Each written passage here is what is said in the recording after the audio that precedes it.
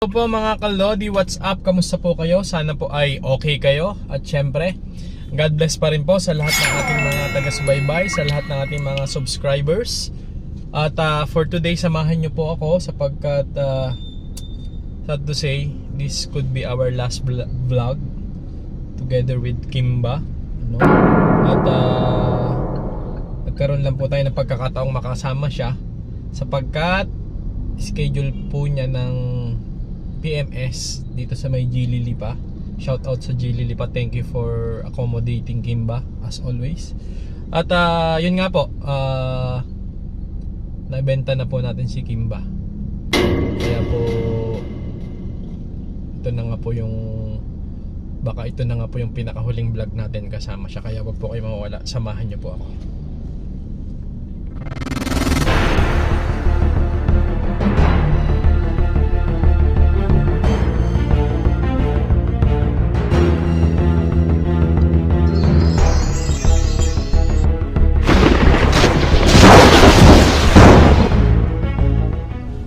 So yun nga po mga kalodi for today. Ito po yung mga pag-uusapan natin sapagkat marami nagtatanong bakit mo binenta si Kimba? Anong problema? Anong issue? Yan agad yung mga tinatanong.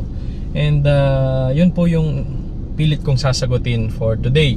And alam nyo po, medyo mabigat on my part na ibenta si Kimba kasi yung mga tanong nyo, particularly about negative experiences, hindi ko po siya naranasan kay Kimba. Yung journey ko together with Kimba has been so smooth. I've enjoyed driving siguro 10 times kumpara dun sa ibang mga sasakyan. The technology, the performance, the power, tapos yung comfort nandun din. At the same time, yung alam mo yung parang kung meron akong sasakyan na sobrang na-attach ako, ito yun. Kaya medyo, sabi ko nga po, medyo mabigat on my part na ibenta siya. So bakit mo nga ba ibebenta?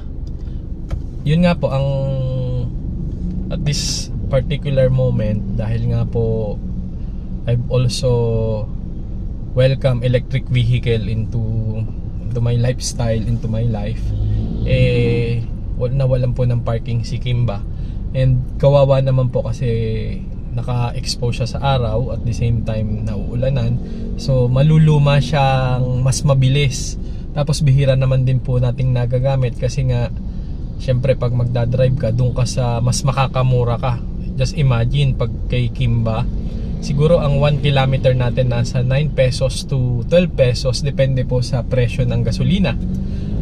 Pag kay BYD-han po, yung ating electric car, yung pong 1 kilometro ay nagre-range lang ng 1.25 cents, 1 peso and 25 cents to 2 pesos siguro, depende rin sa ng kuryente.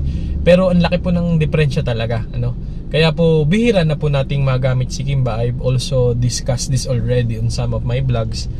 At yun nga po, ang akin po, ayaw ko nang hintayin na mag-depreciate yung value ni Kimba. At the same time, maluma siya sapagkat wala nga parking. So ito po yung isa sa napakahirap na decision making for me. Gustuhin ko man na nandyan lang din si Kimba, nakikita ko, hindi ko naman din masyado pong nagagamit. So siguro it's about time na magkameron siya ng panibagong magmamay-ari sa kanya na mas maaalagaan po siya at mas ginagamit po siya.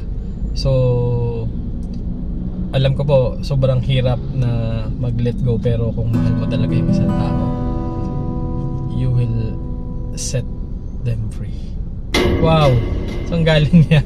Pero totoo po, kaysa maluluma lang siya kaya hindi magagamit, mas maganda po na ma-enjoy siya nung iba, na aalagaan talaga siya, at the same time, ma-appreciate po talaga kasi napakaganda po talaga ng performance ng Geely Coolray, particularly ni Kimba, So yun lamang po yun. Wala naman po akong negative experience, kaya abangan nyo na lang po yung ating 100,000 kilometer PMS for today. So at least ngayon po alam nyo na kung ano yung talagang dahilan bakit natin ibinenta si Kimba, So Actually, nakuha na po siya nung 1 linggo pa.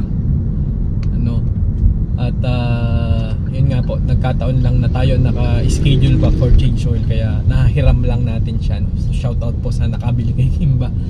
Kayo na pong bahala mag-alaga sa kanya, no? So kaya po kung may mga inquiries pa po kayo concerning Geely Coolray, Geely, o kaya tungkol kay Kimba mismo, don't hesitate po to comment down below at susubukan ko pong sagutin ang inyong mga katanungan. So yun po, and update ko po kayo para sa gagawin nating PMS mamaya for our 100,000 kilometer range. Actually 102,000 na po siya. 100. So this only shows kung gaano ka reliable ang performance po ng Geely, Yan, ito na po tayo mga kalodi.